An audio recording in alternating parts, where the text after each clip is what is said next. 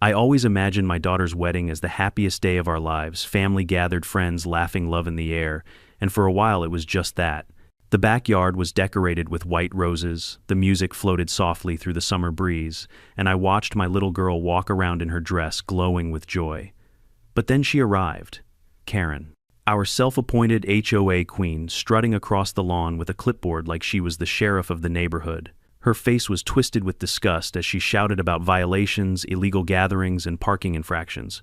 Imagine the audacity trying to shut down my daughter's wedding on the very day she'd dreamed about her entire life. Little did she know the man standing at the altar wasn't just my daughter's groom.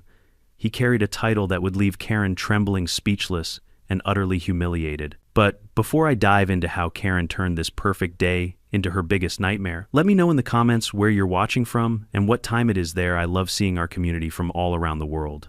If you've ever planned a wedding, you know it's like organizing a small military operation, except instead of soldiers, you've got relatives, and instead of weapons, you've got fragile flower arrangements that cost more than your first car. My daughter had been dreaming about this day since she was little, and I'll admit I wanted everything to be perfect for her. Weeks before the ceremony, our backyard was transformed. Picture this: a broad sunlit garden with freshly trimmed hedges, rows of white folding chairs lined up like neat battalions, and a grand tent shimmering under the summer sky. My wife insisted on roses, hundreds of them. They framed the aisle, cascaded across the arch, and filled the air with a perfume so sweet even the bees looked drunk. Neighbors pitched in too. The Johnsons brought over extra tables, the Millers lent us a sound system, and even old man Ray, who rarely leaves his porch, helped hang fairy lights across the trees. It felt like the whole community was rooting for us. Well, almost the whole community. Because every time I looked up from the hammer nails or stack of folding chairs, I'd catch her, Karen, lurking, watching. Now let me paint you a picture of Karen. She's the kind of woman who doesn't just live in a neighborhood, she rules it. Or at least she thinks she does. Blonde bob cut so sharp you'd think she uses it to slice bagels, sunglasses perched permanently on her head like a crown, and a clipboard she carries everywhere. That clipboard is her Excalibur, her Bible, her badge of honor. I swear she sleeps with it under her pillow. From day one, she'd made it clear she disapproved of our plans. Backyard weddings are tacky, she sneered, when she overheard us talking about it months earlier. And technically large gatherings require HOA approval. Approval. For my own daughter's wedding, I laughed it off, thinking she was just being her usual nosy self. But in hindsight, that was the first warning shot. As the big day approached, her presence grew more obvious. While we rehearsed the ceremony, Karen paced the sidewalk like a prison warden, scribbling notes furiously on her clipboard. She snapped pictures of the tent with her phone zooming in like she was building a legal case. Once I even caught her measuring the distance between the archway and the property line with a tape measure. Who does that? Still, we chose to ignore her, I told myself. This is about love, not about her nonsense. My daughter deserved to walk down the aisle without a care in the world. So we focused on the good stuff. The morning of the wedding, the house buzzed with excitement. My daughter looked radiant, hair, curled veil, shimmering eyes sparkling with nervous joy. My wife flitted about like a general before battle, making sure every flower was in place, every plate set, every ribbon tied just right. Guests began arriving dressed to the nines, their faces glowing as they hugged us and complimented the setup. And then there was the groom. Now here's the funny part, he'd always been a bit mysterious. Polite, respectful, sharp dresser, but he never talked much about his work. Whenever someone asked, he'd smile and say something vague like, "Public service keeps me busy." I thought maybe he was an accountant for the city or something bureaucratic like that. Nothing too exciting. My daughter, of course, knew more, but she never spilled the details. She just said, "You'll see one day." Looking back, I can't believe how blind I was. But that secret, it was about to be the nail in Karen's coffin. At that moment, though, we were blissfully ignorant. Guests were sipping champagne, the string quartet played softly, and everything seemed perfect. Until I noticed Karen again. She stood across the street, arms crossed, lips curled in disdain, clipboard clutched tightly against her chest like it contained the launch codes for nuclear missiles. Her eyes darted from the parked cars to the overflowing driveway to the tent swaying gently in the breeze. And I swear, when she saw the line of cars parked down the block, her pupils dilated like a cat spotting prey. Then she scribbled furiously, shaking her head, muttering to herself. Every fiber in my being told me trouble was coming. I tried to push the thought aside. "Not today," I muttered under my breath. "She's not ruining today." But Karen wasn't the type to sit quietly. Oh no, she thrives on drama the way bees thrive on honey. And as much as I wanted to believe she'd keep her distance, I knew deep down that clipboard was going to make an appearance. Sure enough, while my daughter adjusted her veil and the groom clasped her hand, Karen sauntered closer. Slow, deliberate steps, heels clicking against the pavement like gunshots. She stopped at the edge of our property line, craned her neck, and shouted in that piercing nasal voice, "Excuse me, do you have a permit for this?" Heads turned. Conversations hushed. My stomach dropped. I plastered on a polite smile, walked over and whispered through clenched teeth, "Karen, this is my daughter's wedding. Please, just let it go." She smirked. "HOA rules are rules, and you, sir, are in violation. Tent noise, parking, all of it. If you don't shut this circus down immediately, there will be consequences." I wanted to scream. Instead, I forced a laugh. "Consequences? Karen, this is not a HOA meeting. It's a wedding." But the look in her eyes told me she wasn't bluffing. And that's when I realized the storm I'd been dreading all week had finally arrived.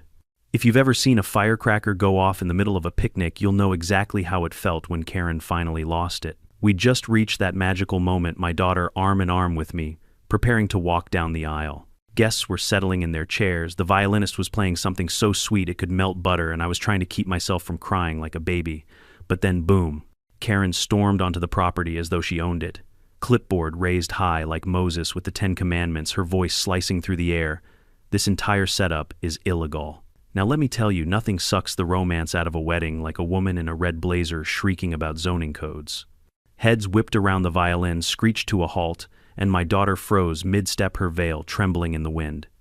I swear you could hear a pin drop right before Karen launched into her performance. "You are in direct violation of HOA bylaws, section 12.4. Tents larger than 10 feet require board approval. Amplified music is prohibited without prior notice. And don't even get me started on the parking situation. Cars are lined up all over the street like it's a used car lot." She wasn't just talking loudly, she was practically foaming at the mouth. I stepped forward, forcing a smile that probably looked more like a grimace. "Karen, this is my daughter's wedding. We're not running a rock concert. Just sit down, have some cake." "Cake," she screeched, cutting me off. "There will be no cake. Not when this entire farce is a blatant disregard for the rules that keep this community civilized." At this point, guests began shifting uncomfortably in their seats. A few of them exchanged nervous glances as though wondering if they'd accidentally wandered into a courtroom instead of a ceremony. My wife looked ready to faint.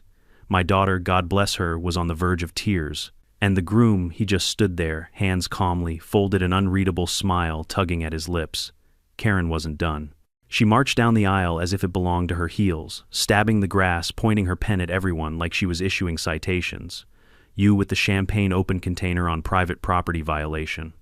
You with the phone camera, unauthorized recording of a neighborhood disturbance violation. And you," she turned her glare back to me, "as the homeowner, you are fully responsible. This entire event is an affront to every decent resident who follows the rules." I took a deep breath, praying for patience. "Karen, I've lived here for 15 years. I pay my dues. I mow my lawn. I don't blast music at 2 a.m. You're not shutting down my daughter's wedding over folding chairs and fairy lights." "Oh, I most certainly am," she hissed, lips curling into a smug grin. "Either you stop this illegal assembly right now, or I will call the police. And trust me, they'll be here in minutes." The crowd gasped. Murmurs rippled through the guests. Someone whispered, "Is she serious?" Another muttered, "You've got to be kidding me." Karen straightened her blazer and nodded, basking in the attention. To her, this wasn't just a wedding, it was her stage, her moment to shine as the self-proclaimed savior of the neighborhood. I leaned closer, lowering my voice. "Karen, listen to yourself. You're threatening to ruin a bride's wedding day. Do you really want to be remembered for that?" Her eyes narrowed.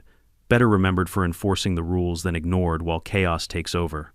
You think love gives you a free pass? Rules are rules." Behind me, my daughter whispered, trembling, "Dad, please don't let her ruin this." That was it. The last straw. I straightened up, puffed out my chest, and spoke loud enough for everyone to hear. "Karen, with all due respect, this is not about you. This is about family, love, and community. You can wave your clipboard all day long, but you don't get to dictate who celebrates happiness and how." For a brief second, I thought maybe, just maybe, my words had gotten through to her. But then, with the dramatic flair of a soap opera villain, she pulled out her phone. "Fine," she announced, her voice dripping with satisfaction.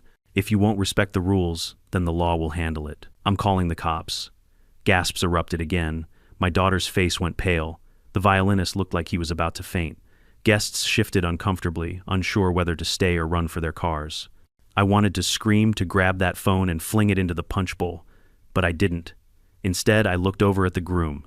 He stood tall, calm as ever, a faint smirk on his face as though he'd been expecting this all along. Karen dialed, pacing dramatically, making sure everyone could hear every word. Yes, hello, I'd like to report an illegal event happening in my neighborhood. Yes, there are dozens of people, loud music, blocking traffic, it's chaos. Total violation of community rules. You need to send officers immediately. She ended the call with a triumphant snap of her phone shut, glaring at me like she'd just won the war. And in that moment, as the weight of her threat settled over the crowd, I realized something. Karen hadn't just lit a firecracker in the middle of our picnic. She'd lit a fuse that was about to blow up in her own face. Because little did she know, the man standing beside my daughter wasn't just any groom. He was someone who had the power to turn her entire world upside down.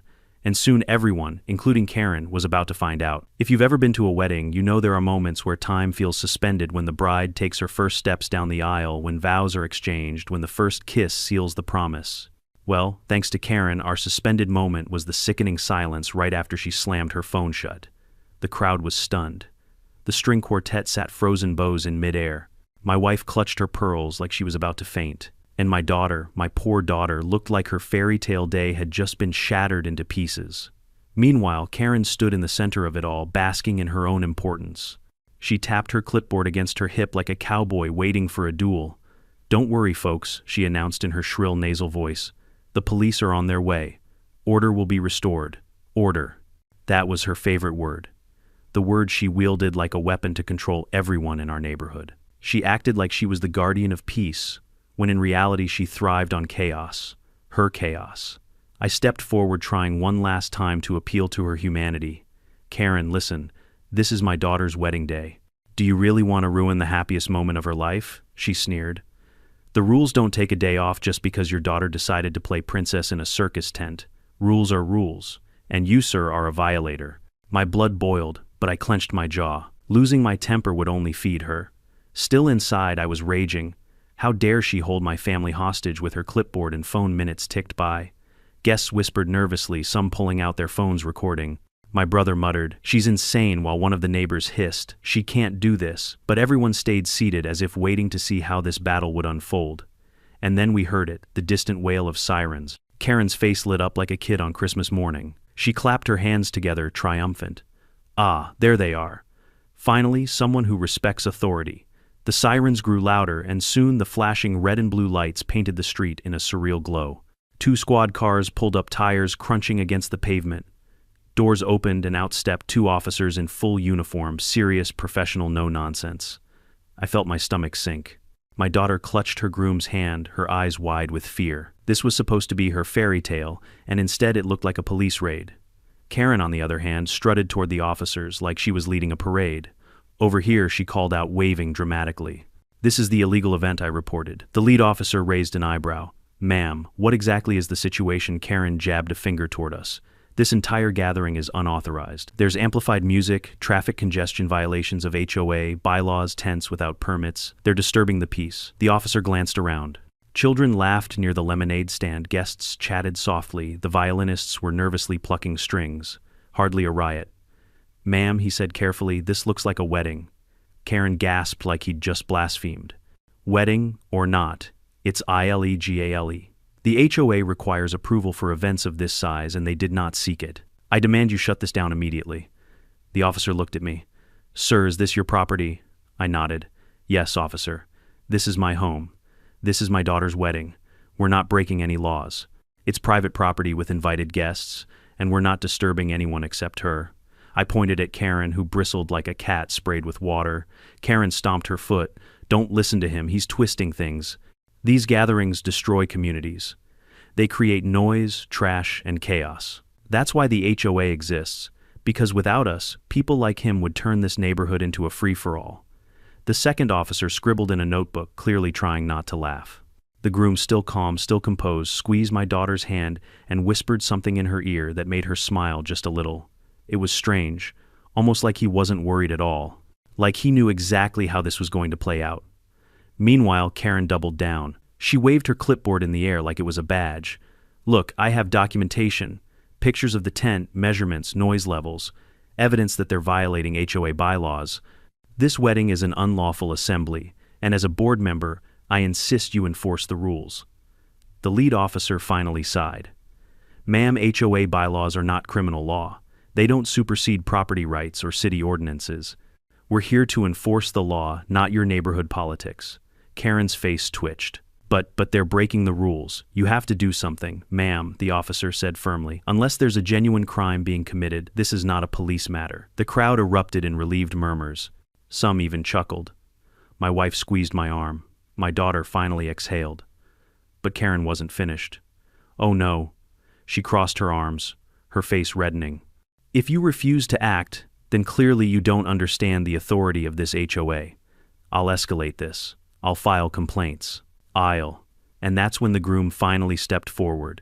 He'd been silent all this time, watching, waiting.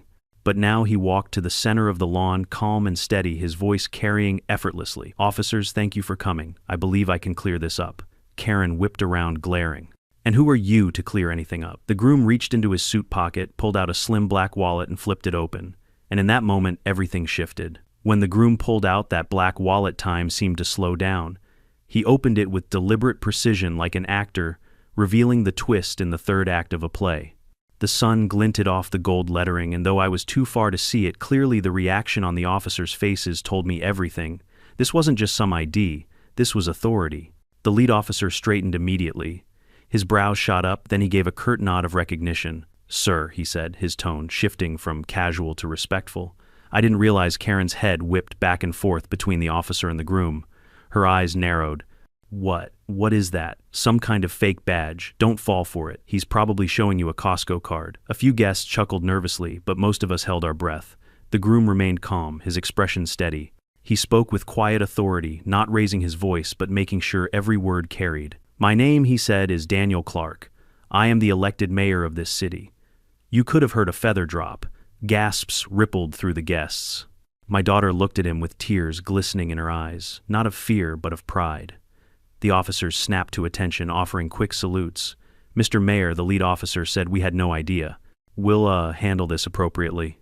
Karen's jaw dropped so far, I thought she might dislocate it. Mayor, don't be ridiculous. He's too young, too smug, there's no way he's..." But the second officer cut her off politely. "Ma'am, he's telling the truth. We know who he is." The crowd erupted in murmurs again, but this time they weren't nervous. They were delighted. Phones whipped out recording.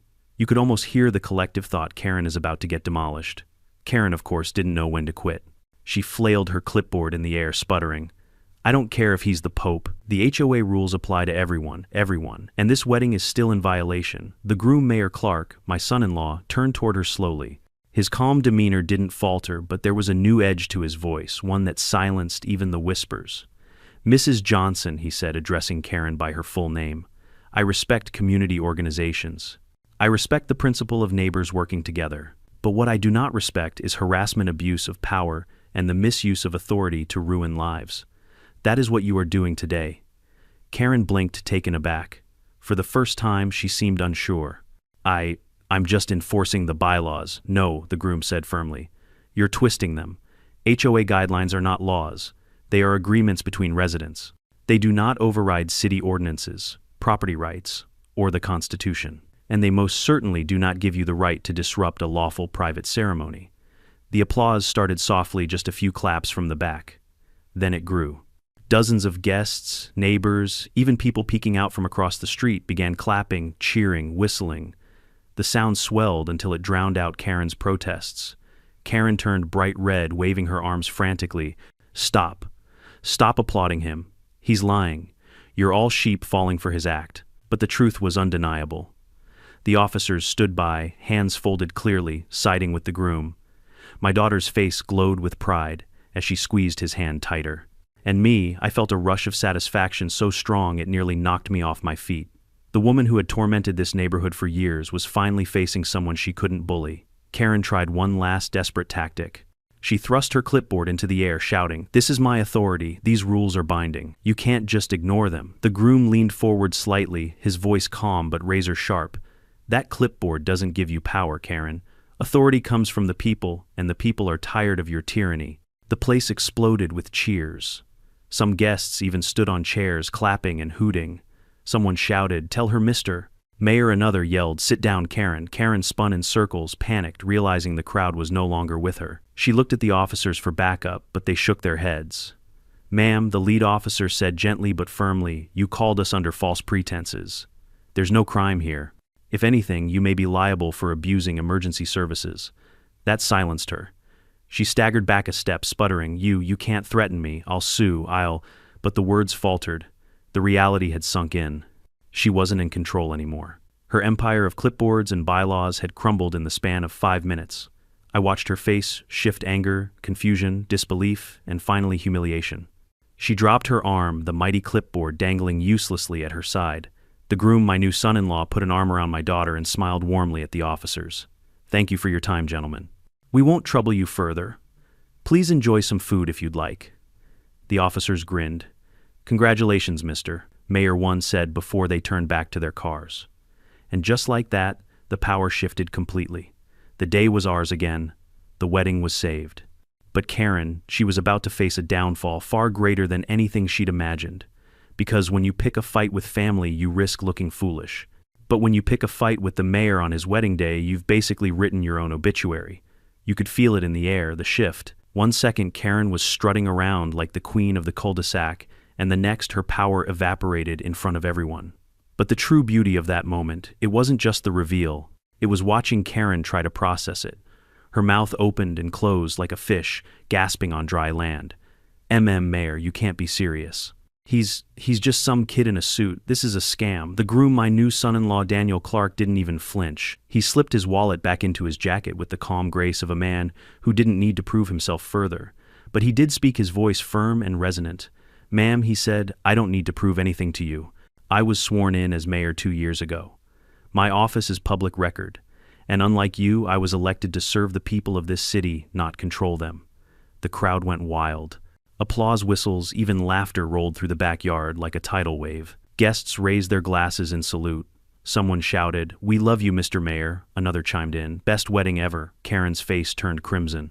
"No, this doesn't change anything. The HOA rules apply to everyone, even you. You think being mayor makes you untouchable. Think again." Daniel's smile widened just slightly, and he delivered the kind of line that makes you want to frame it above your fireplace. "Karen, the only thing I'm untouchable from is your nonsense." Boom. The crowd erupted again. Cameras flashed, phones recorded. I could practically hear the internet preparing memes of this moment. Karen stomped her foot like a spoiled child. "You'll regret this. The HOA is stronger than any politician. We keep this neighborhood clean, orderly, respectable. Without us, people like him," she jabbed her pen at me, "would turn it into a junkyard." That hit a nerve. I stepped forward, voice rising. "Karen, I've lived here for 15 years. I've paid my dues, trimmed my lawn, shoveled my snow, and raised my family with respect for this community. The only junkyard here is the mess you make every time you show up with that clipboard." The guests cheered even louder. Karen spun in circles, flustered, searching for support. But none came. Even her usual cronies, 2 nosy neighbors who always sided with her, were seated quietly, eyes glued to the grass, not daring to defend her.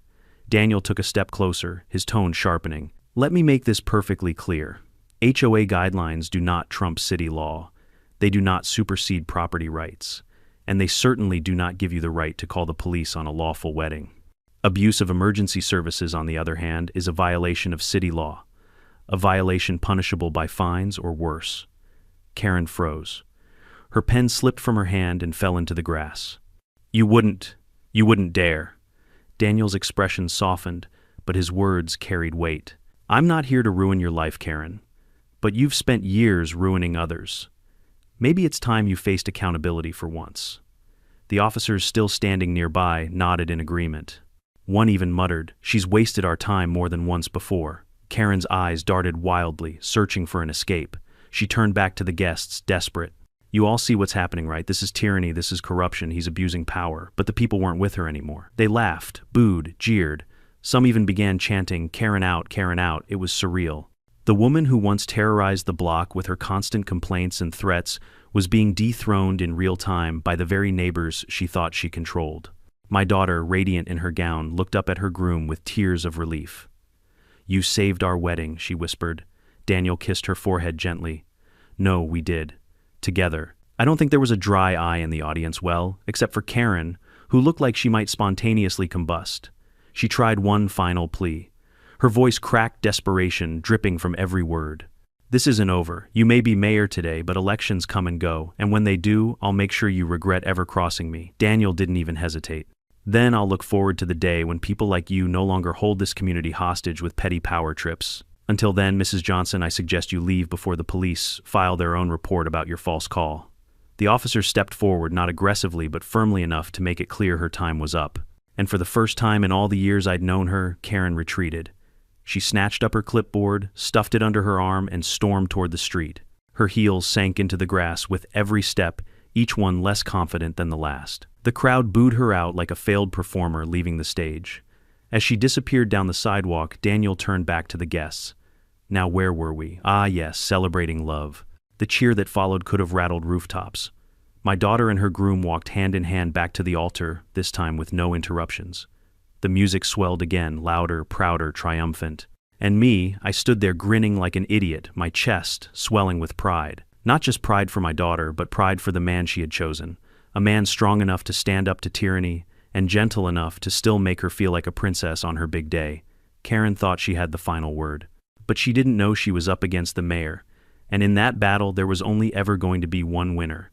There's something almost poetic about watching a tyrant topple. For years, Karen had ruled this neighborhood with an iron clipboard. She barked at kids for riding bikes too fast, fined families for holiday decorations too tacky, and even once threatened to evict a couple for painting their shutters the wrong shade of blue.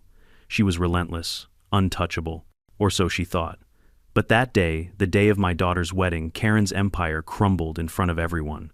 As she stormed off down the sidewalk, her heels sinking into the grass like quicksand, the sound of laughter and applause followed her. Guests clapped and cheered, some booed, others just shook their heads in disbelief.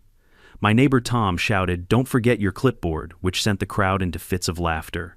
Karen spun around once, her face red as a beet, and for a second I thought she might come back swinging. But then she saw the phones. Everywhere people were recording. Her humiliation was now public record. And that scared her more than anything else. She clutched the clipboard tighter, turned her back, and practically ran to her house. When the door slammed shut behind her, the energy in the air shifted completely. Relief, joy, triumph, it was as if a dark cloud had finally lifted. The violinists picked up their bows again, the sweet music returning like sunlight after a storm. My daughter took a deep breath, wiped her tears, and smiled as though the interruption had never happened. The groom, our mayor, kissed her hand and whispered something that made her laugh. And just like that, the ceremony was back on. The officiant cleared his throat, clearly trying to compose himself after the chaos. "Shall we continue?" he asked with a grin. "Please," my daughter said, her voice steady before she comes back with a megaphone. The crowd roared with laughter. And so, the vows began. My daughter's voice trembled with emotion as she promised love, respect, and partnership. The groom responded with words that could melt steel, promises of devotion, of standing by her side through storms and sunshine, of never letting anyone stand in the way of their happiness. When they kissed, the cheer that erupted was unlike anything I'd ever heard.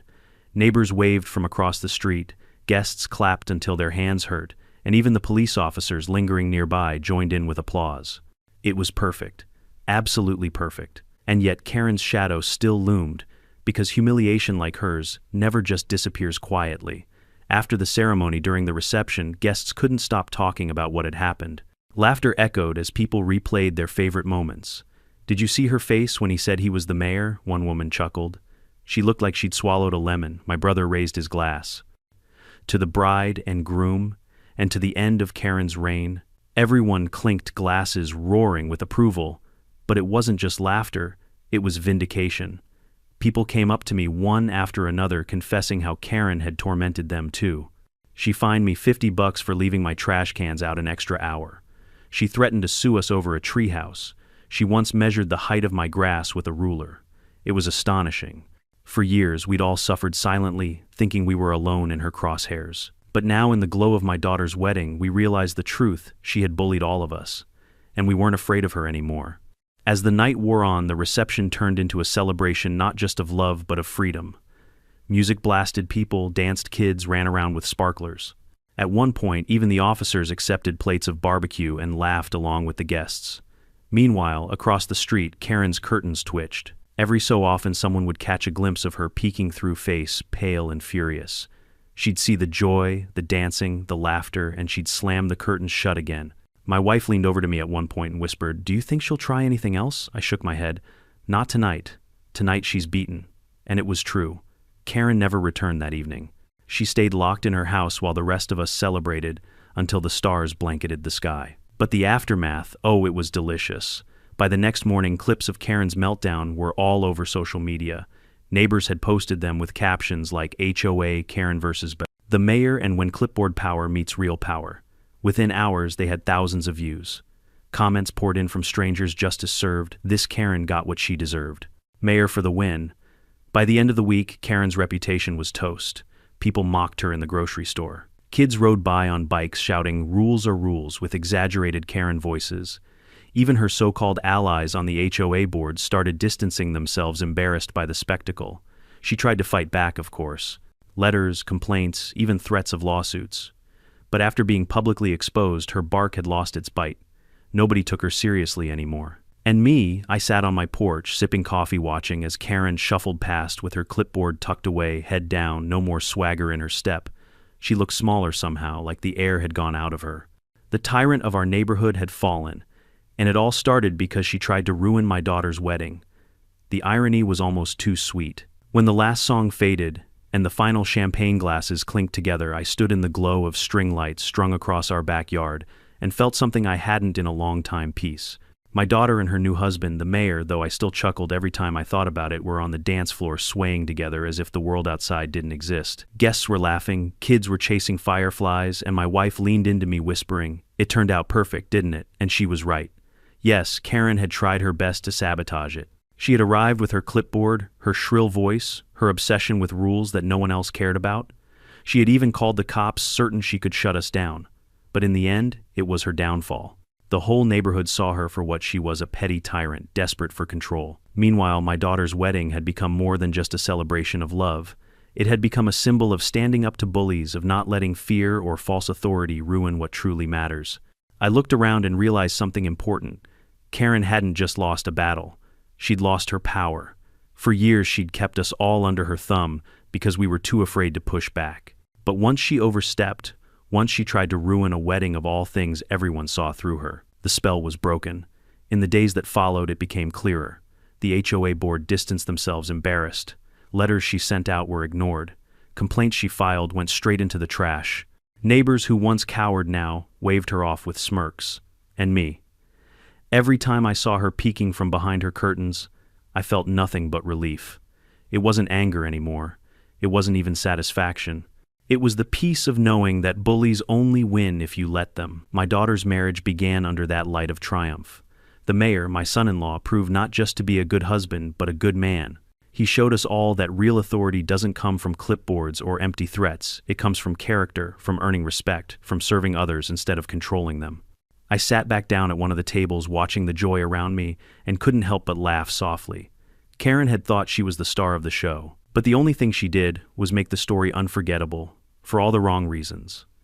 That night as we cleaned up, neighbors lingered, unwilling to let the joy end. Someone slapped me on the back and said, "Best wedding I've ever been to."